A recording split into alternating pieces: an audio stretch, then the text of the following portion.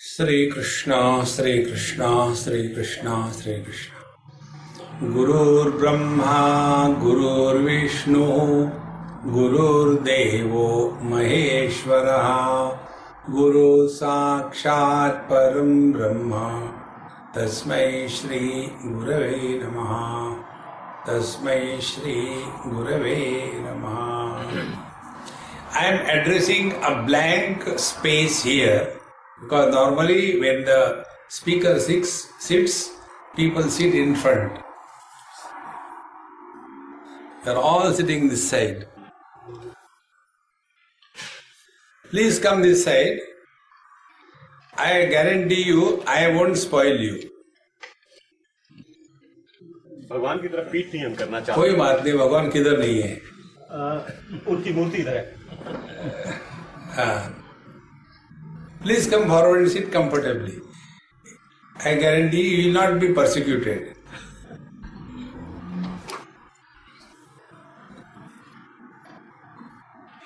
नहि कश्चित् क्षणमपि जातु तिष्ठति अकर्मकृत् कार्यते हि अवशः कर्मः कर्म सर्वैः प्रकृतिजैः गुणैः. In Bhagavad Gita, Bhagavan Krishna says, we have no option, but we have to be busy in life. We just can't keep quiet. If we have to do something or the other, why not do it cheerfully and happily? Simple option. See? Therefore, normally karma yoga, what we talk about is, and what we understand is totally different. Normally by karma or karma yoga, we feel when we do something for somebody, that somebody is in need of our actions. This is the first error in our life. Like, in our Punjabi, there is a saying, and that saying I read on a auto rickshaw in Delhi. The whole wisdom of India is spread over on the back side of the trucks and the buses. On one rickshaw it was written, Punjabi thing, Neki kar kuए में डाल. This is normal phrase. Do something good and forget about it. But that man was very intelligent. He didn't write that. He said, Neki kar jute kha. Second line, मैंने खाए तू भी खा. Why this happens? Because we have this notion that we can do good to others. The first principle of remaining happy in life is, whatever we do, nobody needs us. When we were not in this world, there was nothing lacking. When we will leave this world, there won't be any lacuna. Therefore, our presence in this world is most uncalled for.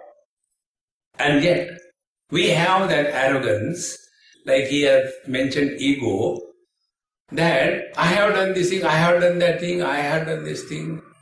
See, friends, therefore, we have to decide who needs whom. Like the other day, one young boy, he met me. He used to bring his mother for satsang, drop her and go away. Again come back, pick her up and go back. And one day he asked me this question. He said, Swamiji, you say God is everywhere. I said, okay then. Isn't God in the house? Yes, she is in the house. Then why don't you tell mom, every day she asks me to bring her to the temple? If God is everywhere, why go to the temple? So I called him, I said, look here, you are very intelligent. But your mother is illiterate, she doesn't understand. Therefore, you bring her here. Now tell me, when you know this, yet you do it, why do you do that? You tell her, I am not going to take you to the temple. He said, no, Swamiji, if I say that, she will get hurt. It's very good. But why do you do this? Because you love her? Yes. Very good. Now I will tell you the reason. When you love, there is no logic. Where there is logic, there is no love. See, there are two areas in our life. One is the area of love, second is the area of logic. Life is not a matter of fact. Life is not a logical destination. Life is an experience of love. And love is that where logic fails. Then I told him, you asked this question that God is everywhere, why go to the temple? I said, you are perfectly right. God is everywhere except in the temple, is it not? Wow, what are you telling? I said, yes, God is everywhere except in the temple. See, our logic goes wrong. If God is everywhere, is He not in the temple? Is He not in the Vigraha? He is everywhere. And yet we get caught up in the logic. And this logic is the one which destroys the peace of our mind. Normally we think we are thinking logically, but actually we are worrying. Worry and contemplation. These are two types of thoughts. Worries will entangle us in our own thinking process. And the contemplation releases us, frees us from our own entanglements. Therefore, while living our life, we have to first of all find out who needs whom. So we start from action. So when we do something, like all of you probably are grihasthas, and this is one common thing we hear from many grihasthas. Swamiji, I have done so much for my son, but now he doesn't care for me. Did I carry him in my stomach for 9 months only for this purpose? Common complaint. Now, to get out of this complaint, think properly, contemplate. Who needs whom? Whether the parents need the children or the children need the parents. When a person gets married, if a child is not born, that unborn child doesn't want parents. It is the parents who wanted the child. So who is in need? The parents are in need, not the child. And when you are in need, you have to have humility, submission, love, surrender, no question. See? Like when we go through the immigration, you all must have experienced this thing if you go to different countries. When you go through immigration, and in that immigration, who needs who? That country you are entering, that country needs you, or you need to enter the country. Think. See, this happened somewhere. I was going with one of my friends, he happened to be in the same flight. And one of the passenger going through some immigration officer had exchange of very hot words, and the police was called and he was taken away. And the whole atmosphere was tense. And when that happened, my friend said, oh God, let us pray. We should not go to that same, person. He is already off mood and he will do this thing. I have got, proper, passport. I have no problem. Yours is Indian passport. They'll ask you 101 questions. Do you have the return ticket? Do you have this thing? You are so tense. I said, come on, man, relax. Don't worry, nothing is going to happen. No, you don't know. These people are very bad, so tense, worried. And as if the Lord wanted to play, we were directed to the same immigration officer. Swami, I said, Ram Nam Satya, Shantaro, don't worry. We went there, he saw my passport, didn't ask even what is my name. Hey, what happened? Oh God, I was unnecessarily tense. I said, you were tense because you were thinking, I am going. Friends, remember, if you are at peace with yourself, you will be at peace with the whole world. If you are at war with yourself, you cannot be at peace with the whole world. So who needs peace of mind? Not the world. We need the peace of mind. And for that, let us start our journey from karma or action. So whenever we do anything in life, the first principle is nobody needs us. We need everybody, everything. Recently I was in Nepal, and there was one doctor he was a neurosurgeon, and someone very extraordinary, and he has been regularly listening me. He came for our retreat in Nepal, and after the retreat was over, he said, Swamiji, I want to speak 2 minutes. I said, 2 minutes means 60 plus 60 seconds. Don't go on giving long lectures. People are already tired of listening me. Now don't add. He said, no. And then he started. And he said, the most important thing I learned from Swamiji's YouTube talks is, I am a doctor if there is a patient in front of me. If there is no patient in front of me, I am not a doctor. So who needs whom? The patient needs the doctor or the doctor needs the patient? Think, friends, the day we discover this, that it is our need that we serve everybody. It is our need that we talk to people. See, and when it is our need, we have all humility, all sincerity, all submission, no arrogance. And this arrogance that we carry with us is the cause of all the miseries in life. Therefore, in the field of karma or action, we have to understand this, and when we don't understand this, what happens is Saas Bahu episodes begin. It is the mother who tells all the time to the son, beta, get married, beta, get married. No, for my sake you have to get married. So the mother will compel the son to get married. After the son is married, naturally he will be attracted toward the young girl and not the old mother.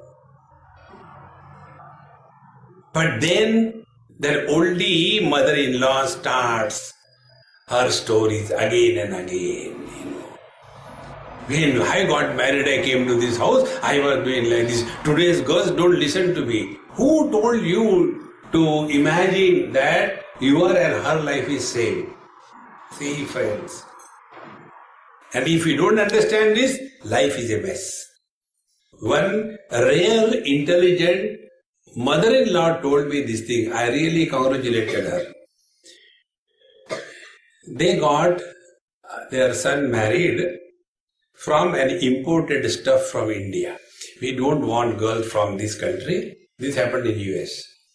We want a girl from our India.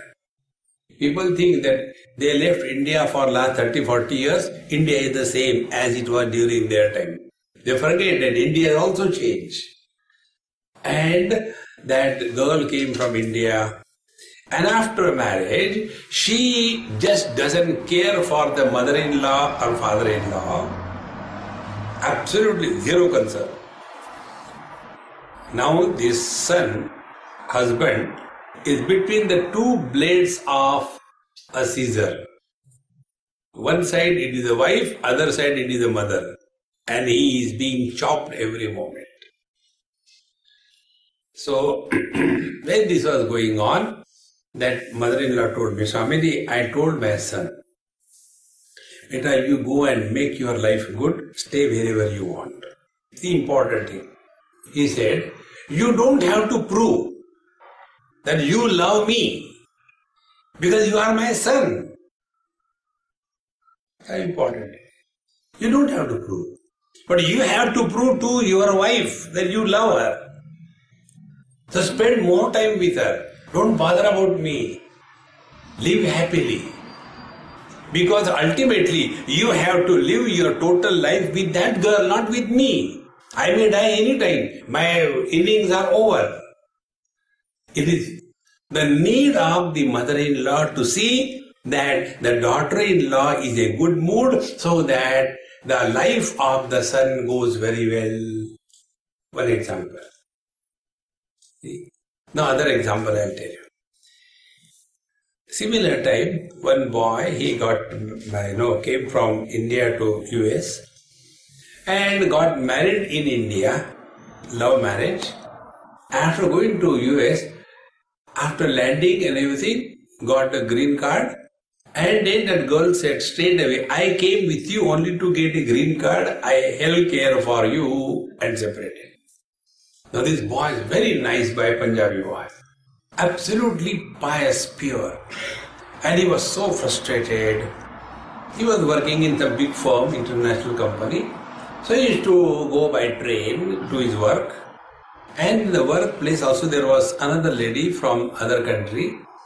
And they started talking to each other workplace. Slowly they became friends. That lady was elder than him by 5-6 years. She had a daughter about 11 years. And this boy was hardly 25 probably. And they became close. She was also divorced. He was also divorced. And then this boy's mother started telling me, Swamiji, please convince him. She is not from our community. She is not a Hindu. And blah, blah, blah, blah. I said, Mama, have a little bit of common sense. Are you going to live with your son throughout life? In USA, no. You can't. He has to live his own life. If he has to live his own life, why don't you allow him to live? He has tried your technique. It failed. Now let him do his way. So when you also approve, I said, I don't approve or disapprove, think properly. And finally, if you say, we'll agree. I said, even if you don't agree, do you think he's going to listen to you? Why don't you take the credit of accepting the things in life as they come to you gracefully? See, friends. And finally they got married. After 2-3 years they had a son.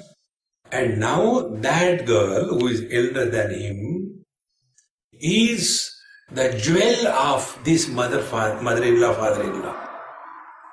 Because they say we can never get such a wonderful daughter-in-law in our whole life.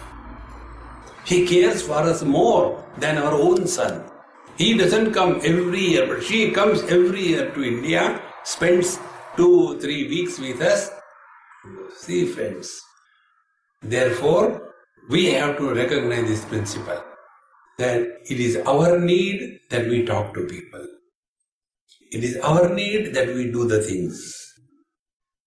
With this, the arrogance of doership will slowly dissolve.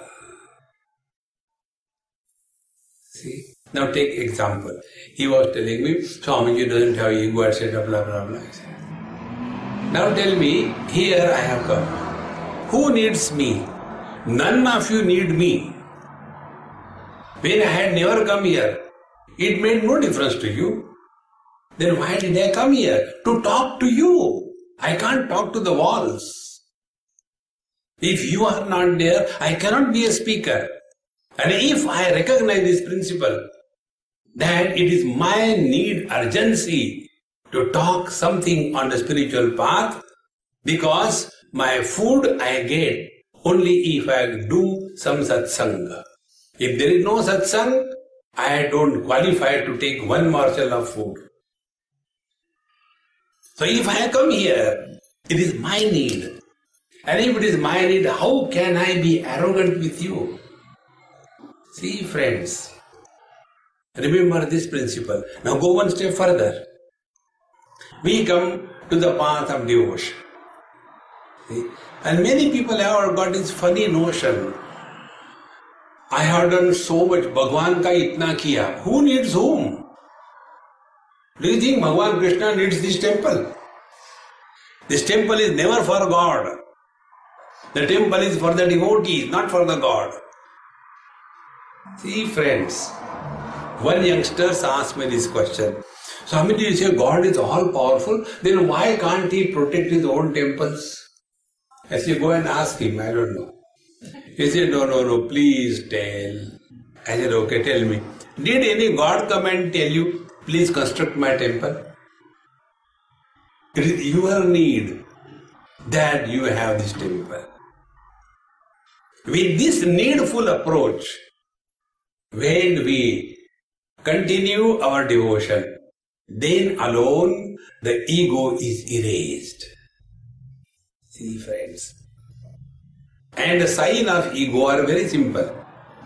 When we get hurt, we have a strong ego. When we don't get hurt, we have no ego. See? One simple symptom. Like, the Ayurvedic doctor, they don't ask questions. They simply catch hold of your pulse and see. Pitta vikar badh gaya hai. Allopathic doctors, they also catch, but not the pulse, they catch the purse. And they decide how long to maintain this patient, not to cure. If the patient is cured, the doctor becomes a patient. So they maintain. So when we are doing anything in life, it is our need. And if we get hurt, it was ego. See? Stronger the ego, very easily we get hurt. Therefore, old people are very vulnerable to small little things. Children, you give them 5 minutes, they forget and they come and again, Mom, I want to eat something. Everything forgotten. Because, what is this ego? Ego is nothing but a mule carrying the burden of total past in the form of possessions and relations. That mule is called as the ego. Therefore, longer the past, more is the burden of possessions and relations.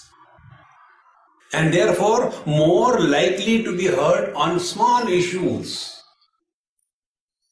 And shorter the past, lesser the possessions and relations. Therefore, weaker the ego. And therefore, small kids don't get hurt on small little issues. See, friends.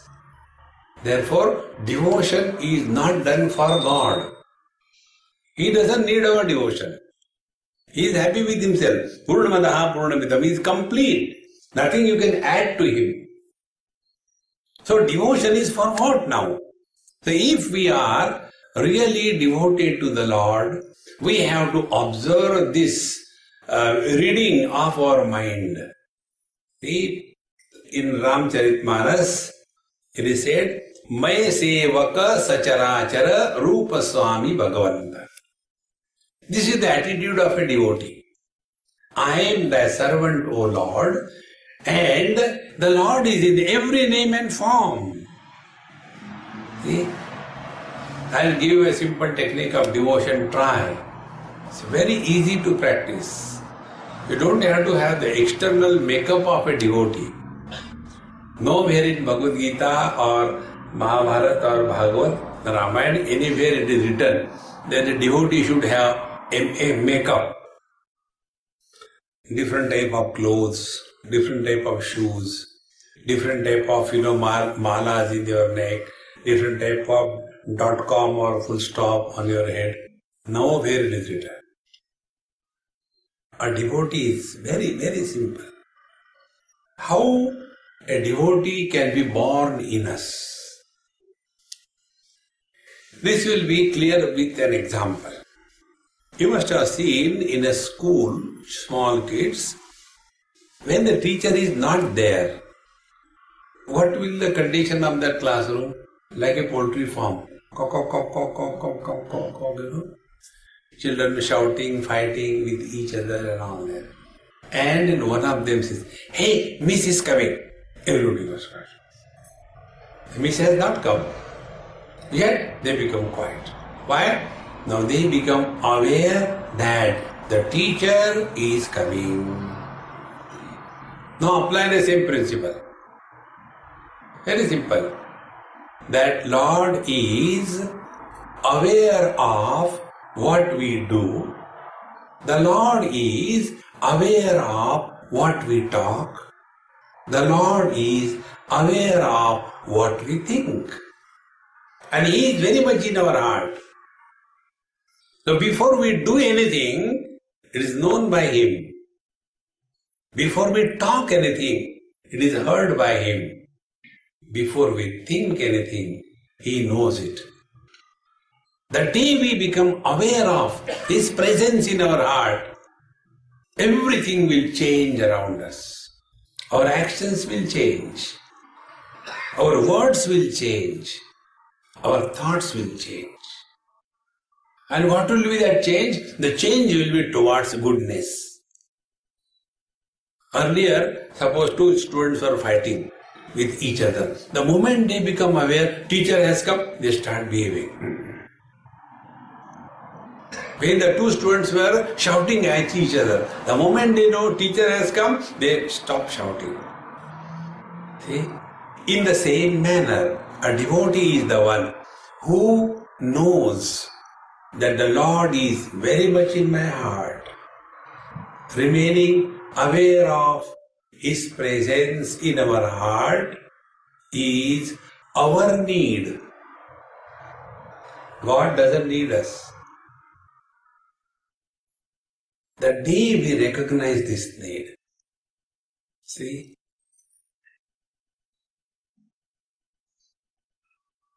everything will change. And it is we who have to change, not the world. The other day, one person came from some other country to India, and in India, driving is a real test. So he said, I know driving, I can drive. I said, don't worry, we have got a driver. He is driving. No, I will drive. I said, please, you don't drive. No, Swamiji, I have been driving for years. I said, okay, suffer. And he started. And then, big pothole. Oh God, what kind of this country is? Then, suddenly, 5-6 buffaloes were crossing. And you have to stop. Again complain. How can buffalo come on the road?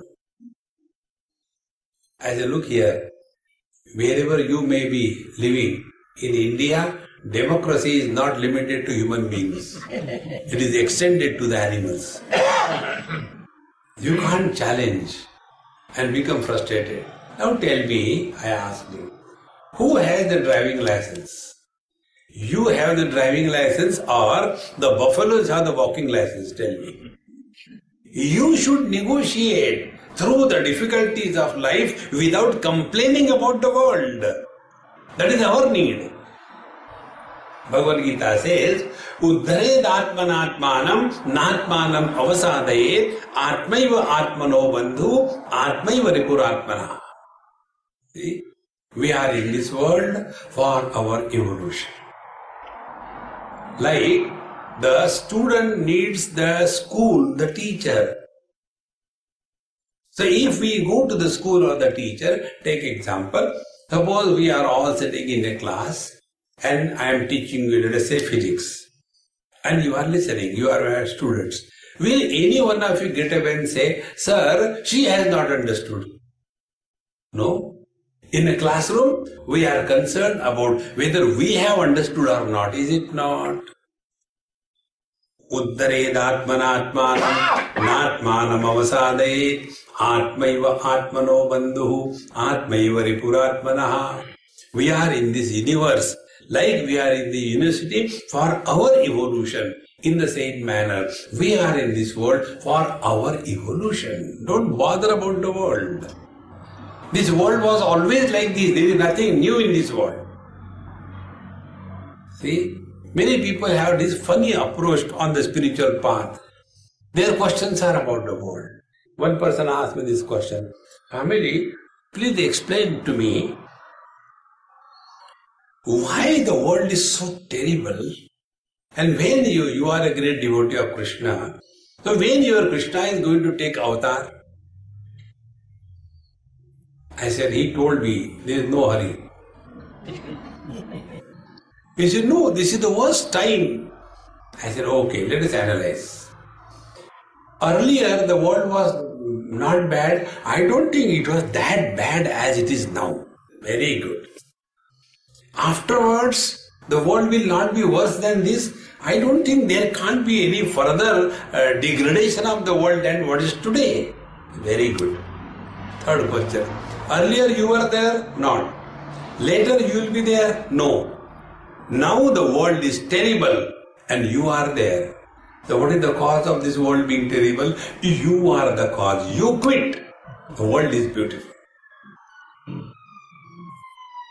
See friends, Uddhared Atmanatmanam.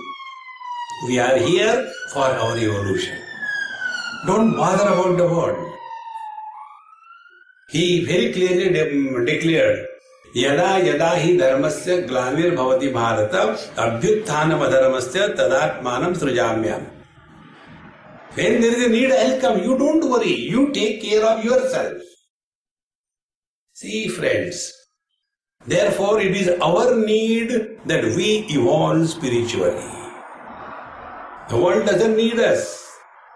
We are in this world for our evolution. And if this is true, then what devotion we are doing or we are practicing, it is not for God. It is for our evolution. And that devotion is nothing but intense awareness of the divine presence in our own being. That is devotion. So we have taken care of karma, it is our need. We have taken care of devotion, it is our need. God doesn't need our devotion. When Shishupal gave 100, he hit a century of abuses to the Lord. There was no problem for him. See? When Kamsa was constantly after him, there was no problem for him. See? It is our need that we are devoted to the Lord. Now the third thing, yoga. The most misunderstood thing in the whole universe is yoga. See? Normally what people understand yoga, twisting the body is yoga. But the truth is, straightening the mind is yoga. Instead of straightening the mind, we spend our whole life in twisting the body. I remember one European lady in some other European country. She invited me. I was with her for 3-4 days. And then second day, I felt that she is hurt or something, a problem. I said, Mama, some problem? You are not yourself. Oh, Swamiji, you have caught me rightly. I am really disturbed. Because of me, I'll go away. No. My problem is, how will I run my yoga studio? Oh, what happened? Then she told her story. I was the first to bring yoga in this country. From where? From India, of course. Very good. Where did you study? How many years? Oh, I had a 6 months yoga diploma course. Very good. And how many lectures, etc. Oh, we used to have 2 sessions on every Saturday and Sunday for 6 months. And each session was 1 hour. Total time spent in learning yoga. And afterwards I got a certificate. I came here, I opened my studio. Then I have 20 students. They were given training in 6 weeks. 6 months to 6 weeks. That also, Saturday, Sunday classes. Then I gave them certificate. Then those people started their yoga studios. And each one has produced again 20 students. And today the condition in this country is, there are more yoga teachers than students. So my problem is, how do I run my studio yoga? Then I told her, look here, When you have learned yoga from India, you imported yoga from India, so import the students also from India and somehow manage your business. See, Bhagavan Sri Krishna defines yoga in Bhagavad Gita. Tam vidya dukkha sayogam viyogam yoga sannitam sa nishchena yoktavyaha yogaha anirvinna chetasa. Yoga means when the miseries come in your life, you refuse to be miserable. That is the meaning of yoga. Don't have that wrong notion that if I am practicing yoga, I should not have any problem. Problems are necessary in life. Those who don't have problems, they are most unfortunate. Every problem is a reminder by the divine. Hey, you are going the wrong way. See? Like we get toothache. Is the toothache given to us by the Lord to torture and make us miserable? No, it is a reminder. Hey, take care of your gums, they are not all right. See? Every pain is a reminder, you are going the wrong way. If there is no pain in your life, you are a most miserable person. One example I'll give you. One of my close friend, his wife had some problem. So he took her to the doctor and doctor was examining. And he was sitting outside. And he saw there one board, something written. If you are 50 plus, you should check for your heart. He said, yes, I am 50 plus. Till she is checked, I can also take a test. And he gave the test. Treadmill or whatever you call.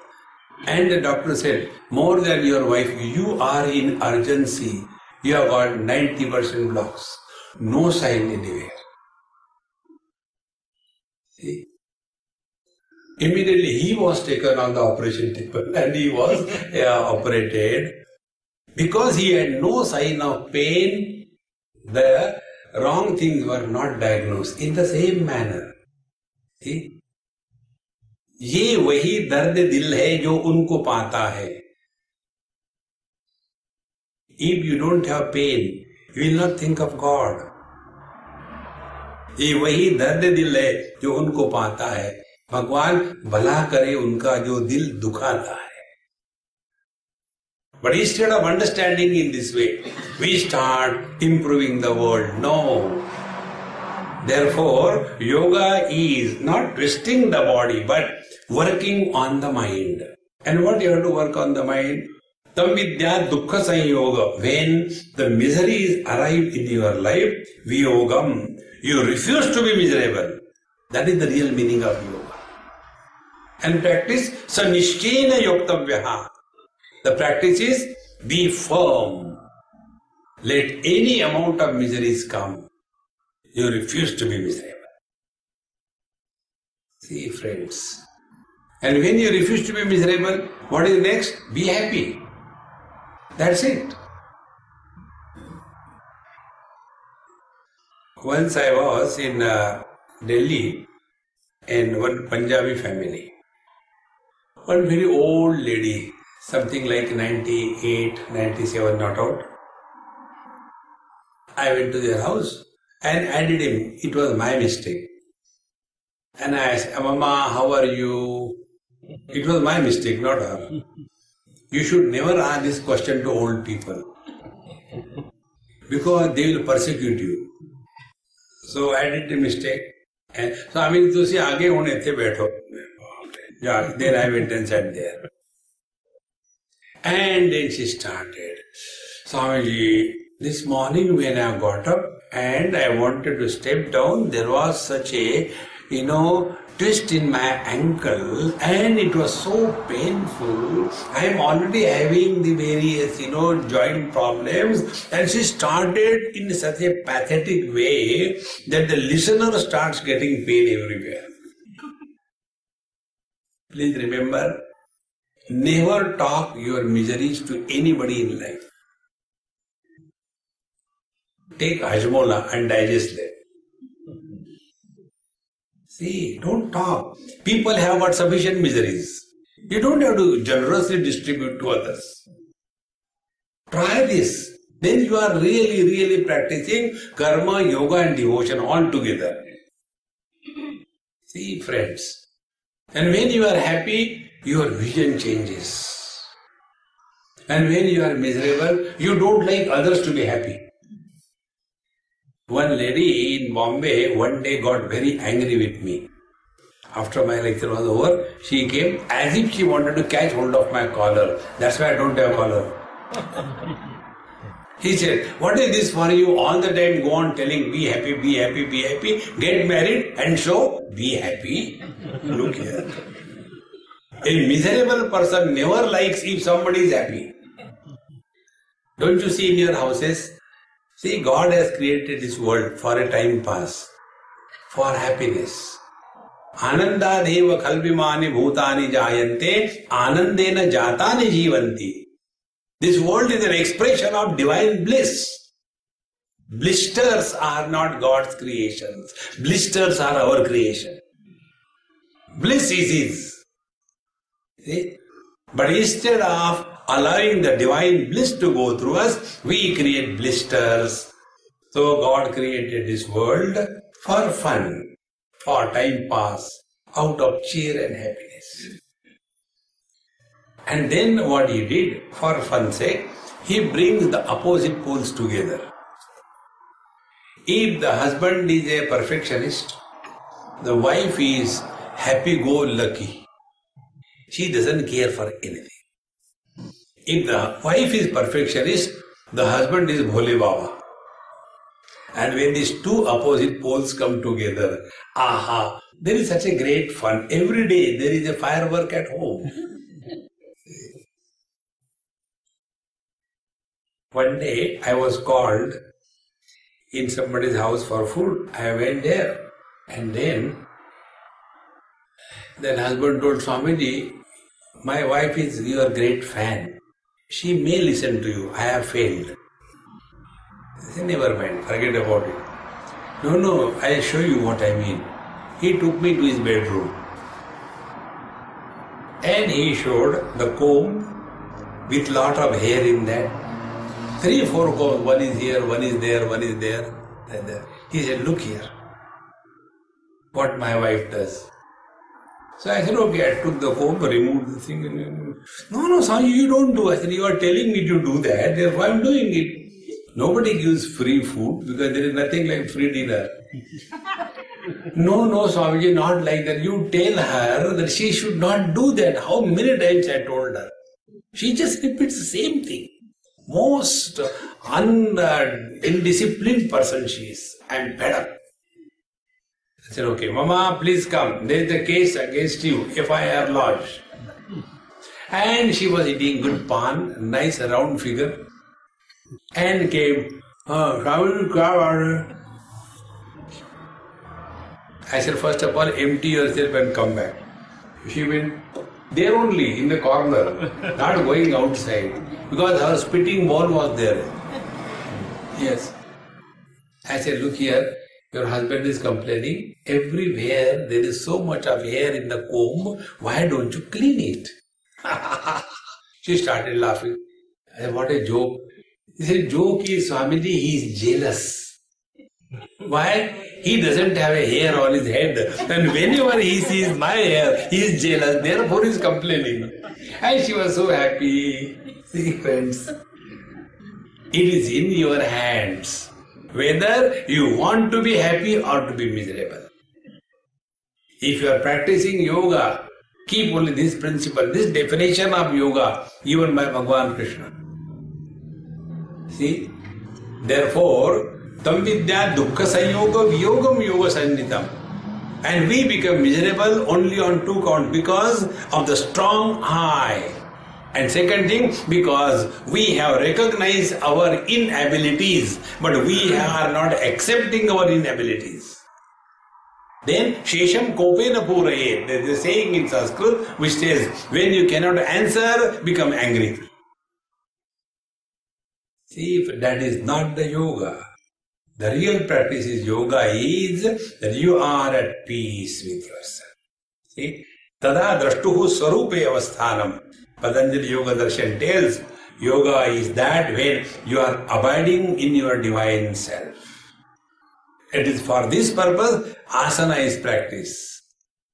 Asana is sthira sukham asanam. You are steadily happy. That is asana.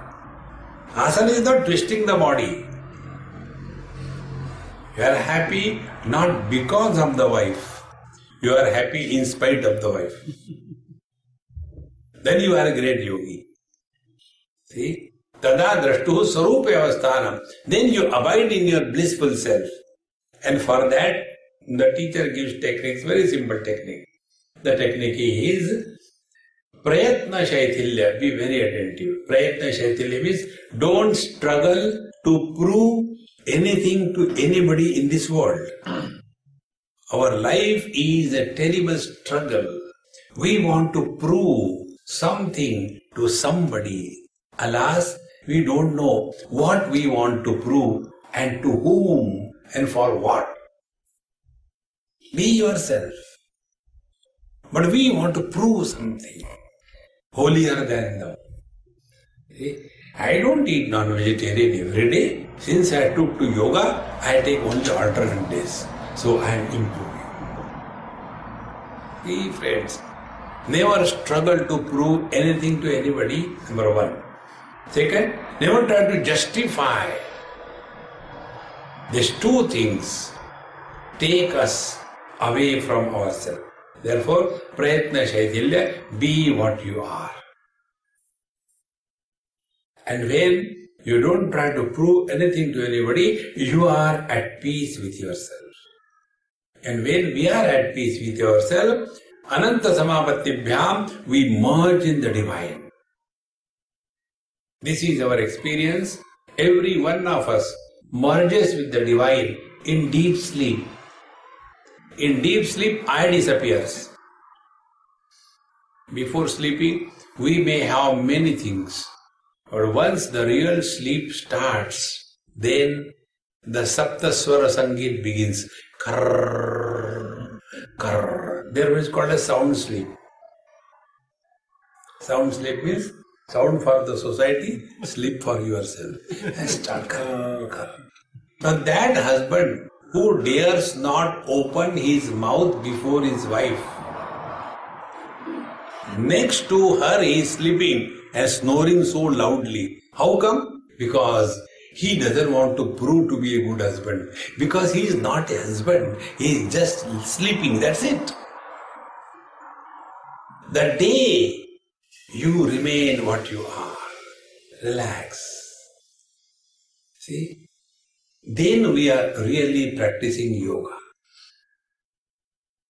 And this is our need, that we are at peace with ourselves. When we are practicing yoga, again and again observe this phenomenon. Are we at peace with ourselves or not? If we are not at peace with ourselves, something is wrong with us. See? And thus living more and more in awareness. Now, one of the most important things of yoga is self-discipline. Yoga is practiced as a means. Means upaya, like by means of car we came to the temple. After we reached the temple parking lot, we left the car, we came inside the temple with the shoes. Then near the shoe racks we left the shoes there, because shoes are only the means. And then we came to the temple, in front of the God. Now, before we merge in the God, we have to leave our ego. Tyage neke amrutatva manasya.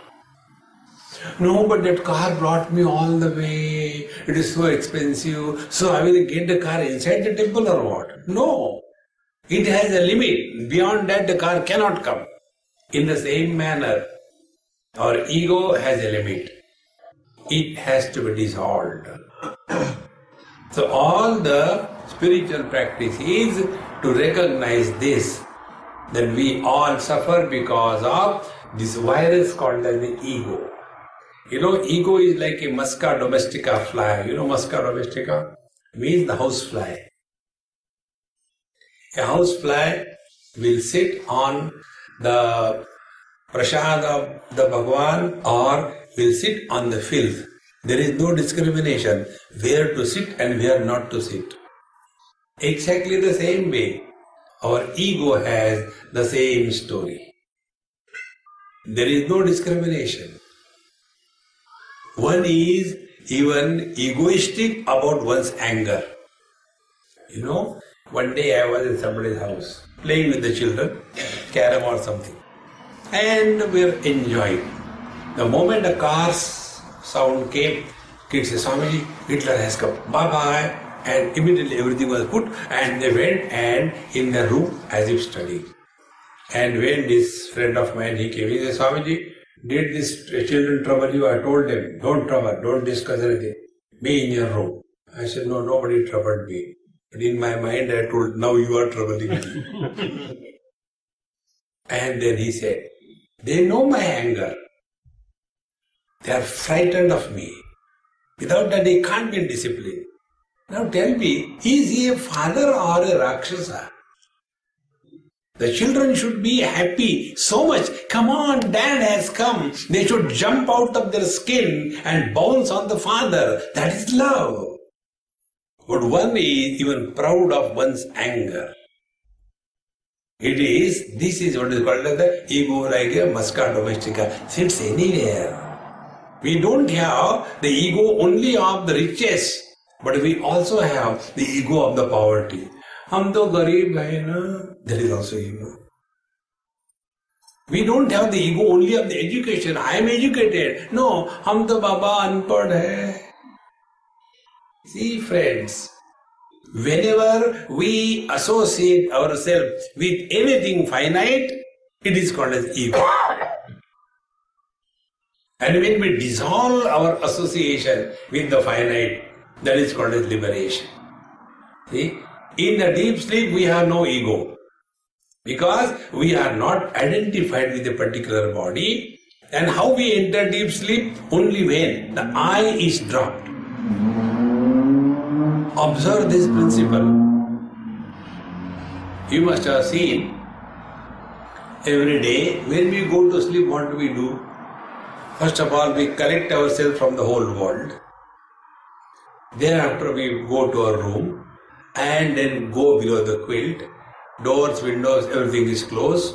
The bed lamp is switched off. And the last japa continues. I want to sleep. I want to sleep. I want to sleep. Till such time, I and want is, sleep doesn't begin. When the I and the want is dropped, the sleep begins. Even in the satsang. Many people sit for meditation and they have this kind of meditation. They will be sitting like this. One person asked me this question recently in Nepal, in our retreat. Swamiji, some people when they sit for meditation, they do like this. What is that? I said that is called as jhatka meditation. Because I am doing meditation, till such time I is there won't be jhatka. When the I disappears, the sleep begins. See? So I is the culprit behind all the problems of life. Therefore, it is the need of this I to dissolve itself. Bhagavan Shankaracharya writes, Kurute Ganga Sagar Gamanam Vrata Paripalanam Athava Danam Jnana Vihina Sarva Matena Bhajatina Muktim Janma Shatena Bhaja Govindam Bhaja Govindam. All that we do, karma, yoga, bhakti, all of them are the means to know our essential nature. As to who am I? Kastvam koham kutamayataha kame janani ko me tataha. It is for this purpose all the Puranic stories are told. See friends, in Puranas we are told stories. Even in the law of karma, last life, this life, next life, sin, merit, going to hell and heaven, what is the moral of the story? See, if the moral of the story is not understood, We may go for the Bhagavad Katha, etc., tabla beti, and chuti chuti gaya, bade bade bal, and that is all. No. See, if you study Bhagavad Mahapuran, toward the end, Bhagavan Sri Krishna gives the last upadesh to Uddhavji on his request. And he says, now don't stay in one place, keep moving. Charai veti, charai veti. Second thing, do not praise anybody in this world, do not condemn anybody in this world. Do not evaluate anybody, do not label anybody. Don't ask anybody to come, don't ask anybody to go. You keep on moving. And then Bhagavan says, this type of spiritual practice is meant for removing the notion that this world is real. All those things on which we have comments to offer, we take that to be real. See? That which we do not accept as real, we have no comments to offer. I'll give an example.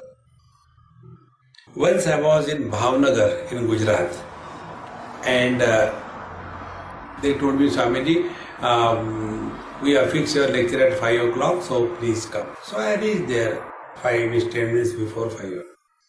And I saw there were only 2-3 of them. I said, hey, let's start. No, Swamiji, actually people will come at 6 o'clock. We told you 5 o'clock so that we can spend some time with you. I said, all right. Then I asked one person, hey, who is that, having this Honda car? Swamiji, that is mine. I said, take the key, I want to see something in that car.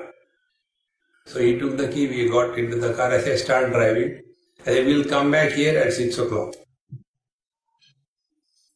I said, you make fool of me, I can make super fool of you. We went. So I said, where to go? I said, go to any place.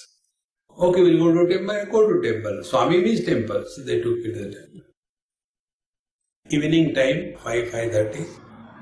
Like this, sun was setting.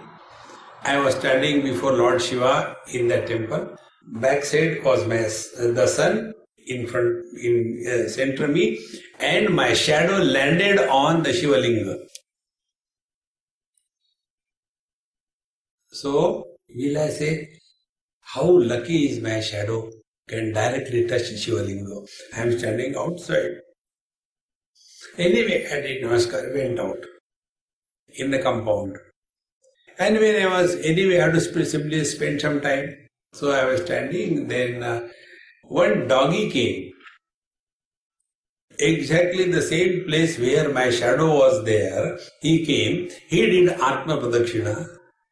And thereafter, Om Purnamadaha Purnamidam Purnat Purnamudachyate, he did Abhishek on my shadow. Will I feel bad? Oh God, this doggy has done something dirty on my shadow? No. Because whether the shadow lands on Shiva Linga or it is given Abhishek by a doggy, it makes no difference to me because I don't take that shadow to be real, is it not? In the same manner, this world, good or bad, important or important, is only when we give value of reality to this world. You are the reality, not the world. See, one old man asked me this question. Swamiji, last few months I am having a little frustration. I said, you are modest. Why a little frustration? You are sufficiently frustrated. I said, no, I am having a fear about death. I said, Papaji, I guarantee you will die next. No, not that. After I die, what will happen to my wife? What will happen to my children? What will happen to my business? What will happen to my property? I said, go and ask them. They will reply, Papa, we are waiting. Die no. Go quickly. Nobody needs us. We need everything. Then I told him, if I is not there, my wife has no existence. If I is not there, my property has no existence. If I is not there, my country has no existence. So where is this whole world? Whole world is in this I. And who is this I? This we have never found out. When I say I am old, here the meaning of I is body. When I say I am hungry, the meaning of I is pranamaya kosha. When I say I am miserable, here the meaning of I is mind. When I say I am a self-made man, here the meaning of I is the vijnanamaya kosha, the ego. And when I say I am to Baba happy-go-lucky, here the meaning of I is Anandamaya kosha. Not only that, then I am husband, wife, brother, father, mother, sister, in-law, outlaw. Inside I am not one. There is a big crowd. And when we complain, Maharaji, I am very miserable. Who are you? Me, I am me. But who is miserable? Then you will come to know, behind every misery there is somebody sitting. We are all miserable as somebody. In deep sleep we are nobody.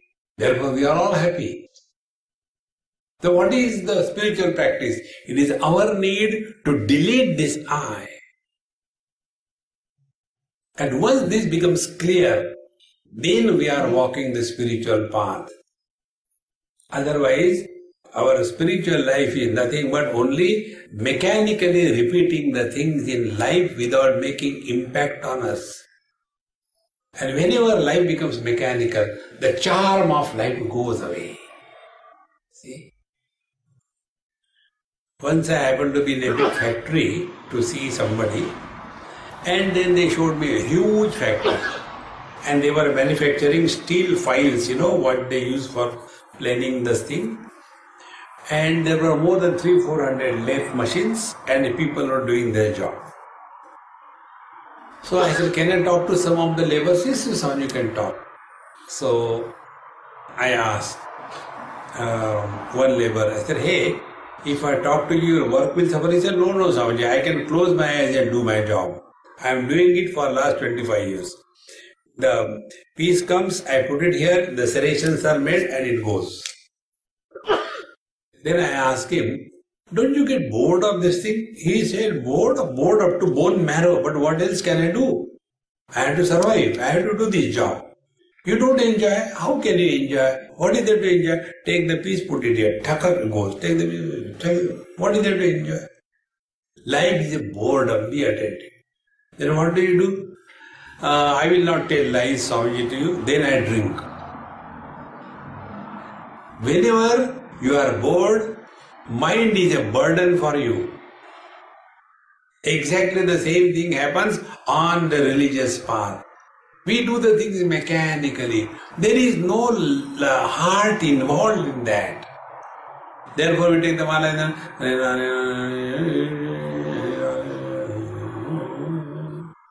there is no charm.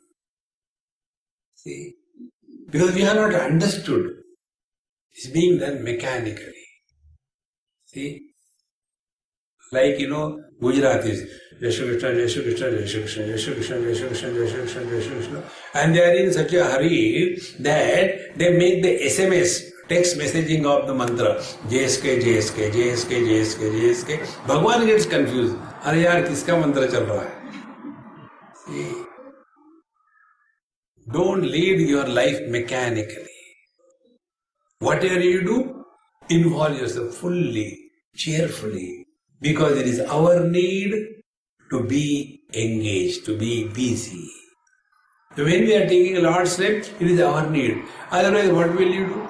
All unwanted thoughts will come. So wrong thoughts are deleted by replacing them with the Lord's name. But if it is done mechanically, then like on our laptop, we open few windows. In one window, Ram Nam is going on. In other window, sabji is being cut. In the third window, we have to pack the things for the children. Like 4 or 5 windows, when they are simultaneously opened, all of their performance goes down. Our mind has got many windows, and therefore the charm goes away. Recognizing all this, we come to know karma is our need, yoga is our need, devotion is our need, and to know our essential nature is our need. With this needful approach, when we lead our life, then it is the spiritual life. Otherwise, it becomes, I have done so much for God, why this is happening to me? God doesn't need whether you chant or you don't chant. If you have studied Bhagavad Gita, Bhagavan Krishna clearly mentions, Nadatte kasyachit papam nachaivam sukritam vibhuhu ajnane navritam jnanam tena muyyanti jantava. I am not interested in anybody's merit or sin. When you do something good, he doesn't need your goodness. When you do something bad, he is not influencing your badness. It is our need that we are good. It is our need that we are not bad. But if we start with, हमने भगवान का इतना नाम लिया, ऐसा क्यों हो गया? Who asked you to bother him? Think, friends. Then we will come to discover that every event of our life is meticulously planned by the divine programmer. Every single event. And when these events happen, how to deal with a given event is told in our Bhagavad Gita. Therefore, as breathing is necessary for life, as food is necessary for life, as water is necessary for life, as medicines are necessary for life, much more than that, study of Bhagavad Gita is necessary for us so that all our wrong notions are removed and we start leading a life with a different dimension. It will not just happen. We have to spend time. Like here, Ramayana or Bhagavad, whatever it is. We do the puja and put something heavy on that so that the knowledge may not leak and come to us. Scriptures are meant for studying, not for doing puja only. What is said in the Bhagavad Gita must be lifted from the book, brought to the brain, and must be churned and then digested and assimilated. Then only out of an ordinary person a great master is born. It is not by accident. It takes years of sincere dedication to the cause. It is our need. With this attitude, when we lead our life, life finds fulfillment. Or else continue with the same mess, nobody can help us in life.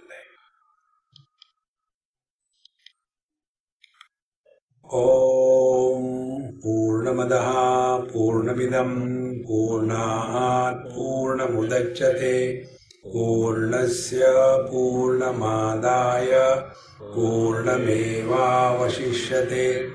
Om Shanti Shanti Shanti. Harihi Om. Sri Gurubhyo Namaha. Harihi Om.